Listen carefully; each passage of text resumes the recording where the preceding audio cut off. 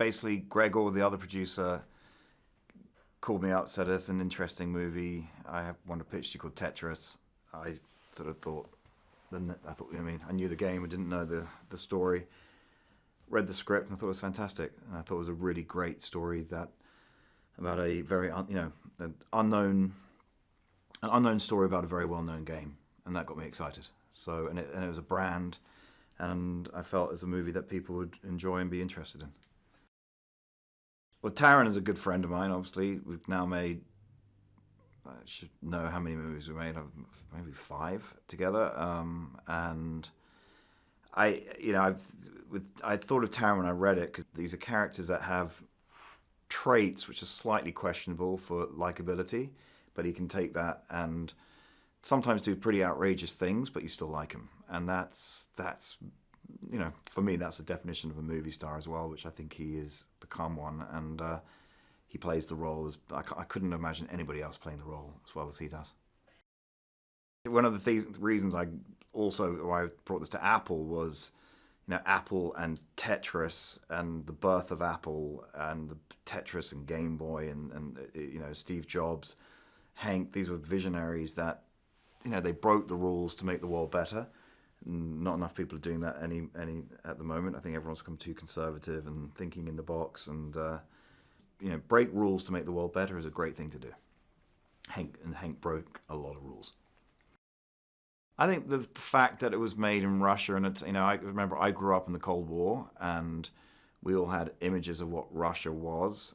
So it's a sort of, originally the script had 2 pages of explaining the backdrop of Russia being the enemy of the West, and now by the time we finished the movie, we were like, well, we can cut that out. But I think what I found most interesting was an American going behind the Iron Curtain and to a game that was obviously Russian, but I never assumed Tetris was made in Russia. I just felt it was just an American invention for a game, and the backdrop was just chosen as a marketing tool. And I think, when the villain was the Maxwell family. Robert Maxwell is a fascinating character as well, and the great line that sometimes truth is greater than fiction. I've now got used to making movies about people that are not only real but are alive, and it's a bit of a tricky relationship at the beginning because sometimes there's decisions that need to be made to make the movie better, and trying to explain that to someone when they've got memories of what it was really like, and you're saying, well, we can't compress your whole life story into 2 hours without cutting stuff out and or combining moments.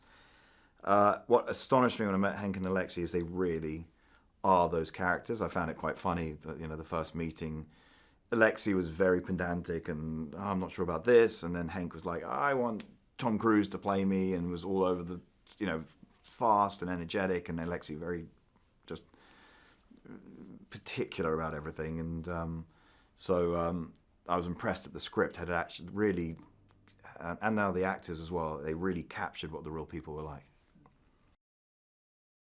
I've always been a producer, and I think it's important to, for my sake and the people I work with, just to remind us that movies can be made for smaller budgets, and I like to break talent. So a lot of the crew that we put onto Tetris, Tetris was a big movie for them. These smaller films I do for a training ground and to give me muscle memory of that. It's important to, at the end of the day, making a movie is a camera, script, actors, and when you get into big budget stuff, you tend to forget that. It's probably easier for me to be involved in the movie set in the 80s because it was the time where culture and I was absorbing it. So I obviously love 80s music, fashion, film, probably because I was 13 and this was fresh, new, and exciting. So recreating that feeling wasn't hard for me, or to, Jon's the same age, so Jon can talk about this more than I can. But that's why I sort of mandated we had to have electronic music, had to use music from the time. The clothing, I could look at it and go, no, that's a cliche. Because the problem is there was the reality, and then there's the cliche of what people think the 80s were. So we were trying to keep it into the, because I was there, I could say that looks stupid or not. And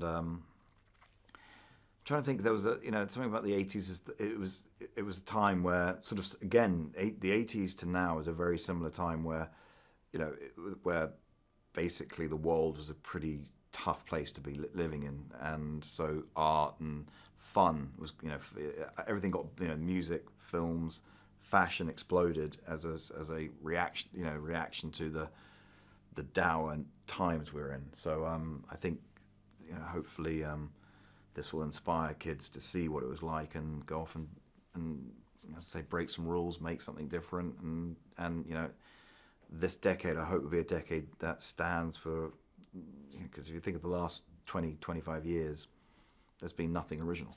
So whether it's in music, film, fashion, it's all rehashing what people have done before. So I'm hopefully now this will be the beginning of a new era.